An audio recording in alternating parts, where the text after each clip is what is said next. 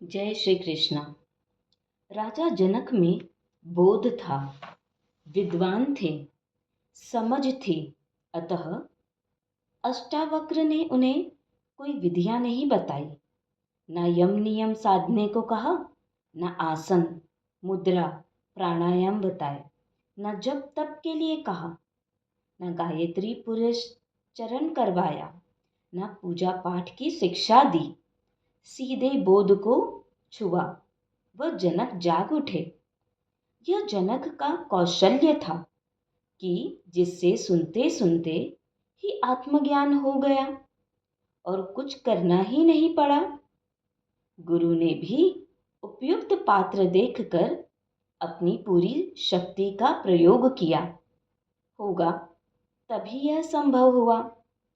अष्टावक्र का ज्ञान प्राप्ति हेतु मात्र उपदेश इतना ही था कि आत्मज्ञान के लिए कुछ करना नहीं है, क्रिया मात्र बंधन है।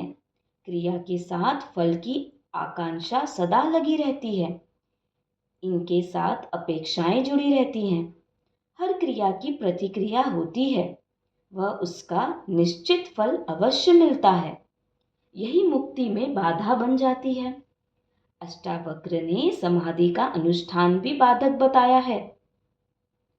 अष्टावक्र जी का सारा उपदेश बोध का है, जागरण का है। मनुष्य शरीर, मन, बुद्धि, अहंकार में जीता है। इन्हीं से उसे दुख, सुख दुख का अनुभव होता है। काम, क्रोध, लोभ, मोह, मद, मत्सर आदि इन्हीं से जुड़े हैं। इन्हीं के कारण वह भोगों में रुचि लेता है।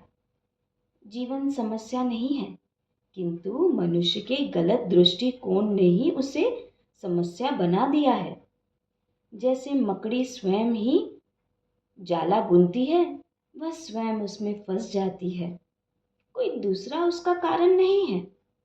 ऐसी ही स्थिति मनुष्य की है।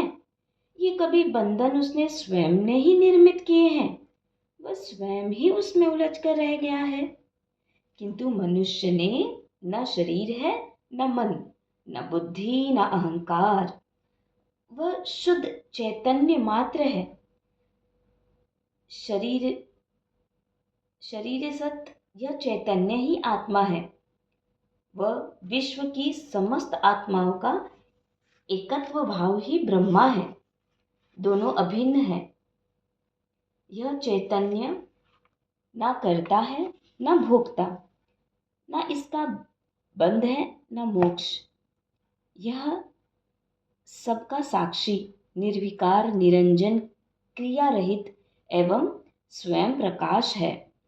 यह समस्त सृष्टि में व्याप्त है, वह समस्त सृष्टि इसमें व्याप्त है। सृष्टि का आधार ही यह चैतन्य है। सृष्टि इसी चैतन्य की अभिव्यक्ति मात्र है। सृष्टि अनित्य है, यह चैतन्य शाश्वत व नित्य है। यही मूल तत्व है। सृष्टि इसी के सृजन का परिणाम है। ऐसे चैतन्य का बोध हो जाना ही मुक्ति है। इस मुक्ति के लिए अष्टावक्र जी कहते हैं कि इन सांसारिक विषयों के प्रति जो तुम्हारा आसक्ति है, उसे विष के समान छोड़ दे तथा स्वयं को वही शुद्ध चैतन्य आत्मा मानकर उसमें निष्ठापूर्वक स्थित हो जा। यही है वैराग्य, ज्ञान व मुक्ति का रहस्य। सारे अध्यात्म का रहस्य मात्र 3 सूत्रों में खोल कर रख दिया। यह गुरु की महत्ता है, वह शिष्य की पात्रता कि उसे राजा जनक ने उसी क्षण ग्रहण कर लिया। न कोई तर्क दिया, न शंका प्रकट की, न अविश्वास, न अपनी बुद्धि व शास्त्रीय ज्ञान को बीच में अड़ाया। पूर्ण श्रद्धा से इन वाक्यों को अमृत के समान पी गए। इस कथन के बाद अष्टावक्र मन, अहंकार, शरीर, चैतन्य, आत्मा की थोड़ी सी व्याख्या मात्र देते हैं, जिसे ये तथ्य जनक को सुपाच्य हो जाए। इतने कम श्रम से जनक को पूर्ण आत्मबोध हो गया था।